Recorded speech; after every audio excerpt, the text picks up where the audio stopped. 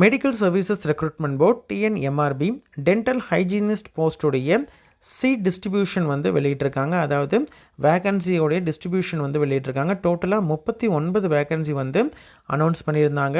அதாவது 13/10/2025 நோட்டிஃபிகேஷன் வந்திருந்தது. அதனுடைய சீட் டிஸ்ட்ரிபியூஷன் தான் இப்போ வந்து டீட்டெயிலாக வந்து அனௌன்ஸ் பண்ணியிருக்காங்க. ஜென்ரல் டர்னை பொறுத்த வரைக்கும் 12 வேகன்சி, பிசியில் 10 வேகன்சி, பிசிஎம்மில் 1 வேகன்சி, எம்பிசி டிஎன்சியில் 8 வேகன்சி, எஸ்சியில் 6 வேகன்சி, எஸ்சியில் 2 வேகன்சி, டோட்டலாக 39 வேகன்சி இருக்குது.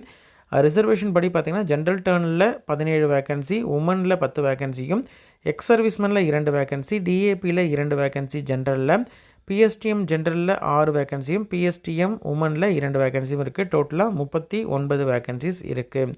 சரிங்களா?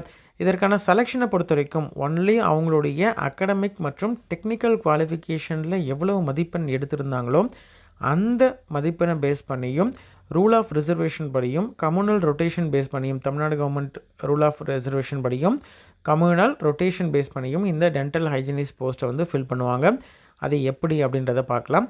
எந்த விதமான இன்டர்வியூவோ ஓரல் டெஸ்ட்டோ கிடையாது, எந்த விதமான எக்ஸாமும் கிடையாது.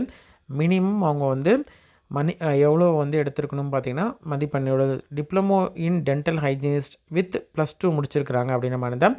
டிகிரி இல்லைனா டிப்ளமோ இல்லை சர்டிஃபிகேட் கோர்ஸில் அவங்களுடைய மதிப்பெண் வெயிட்டேஜ் வந்து 60%, 10ஆம் வகுப்பில் அவங்க எடுத்த மதிப்பெண்ணில் 40% எடுத்துப்பாங்க. சரிங்களா? டோட்டலாக 100%ல் டிகிரி டிப்ளமோ சர்டிஃபிகேட் கோர்ஸில் வந்து 60%, 10த்தில் வந்து 40% எடுத்துப்பாங்க.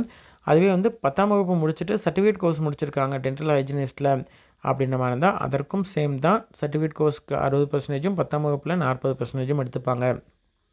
இன்கேஸ் அவங்களுக்கு வந்து டிகிரியாக இருக்கட்டும் அல்லது டிப்ளமோ இல்லை சர்டிஃபிகேட் கோர்ஸில் ஏதாவது ஒரு பேட்சுக்கு இப்போ கோவிட் டைமில் அந்த மாதிரிலாம் இருந்தாங்கன்னா அவங்களுக்கு எந்த விதமான மதிப்பெண் எக்ஸாம் கண்டக்ட் பண்ணியிருந்திருக்க மாட்டாங்க. அதனால் மதிப்பெண் கொடுத்துருக்க மாட்டாங்க.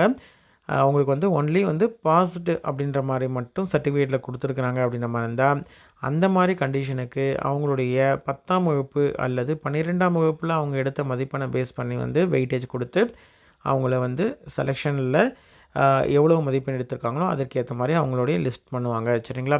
இதான் வந்து செலெக்ஷன் கொடுத்துருக்காங்க. இது வந்து லேட்டஸ்ட் அனௌன்ஸ்மெண்ட்டாக டென்டல் ஹைஜீனிஸ்ட் போஸ்ட்டுக்கான அனௌன்ஸ்மெண்ட் வெளியிட்டிருக்காங்க டிஎன்எம்ஆர்பி. உங்களுடைய ஃப்ரெண்ட்ஸ் சர்க்கிள்லையோ ரிலேட்டிவ்ஸ்லையோ யாராவது வந்து டென்டல் ஹைஜீனிஸ்ட் போஸ்ட்டுக்கு அப்ளை பண்ணியிருந்தாங்க அப்படின்னா வந்து அவங்களுக்கு இந்த இன்ஃபர்மேஷனை தெரியப்படுத்துங்க. சரிங்களா? நன்றி.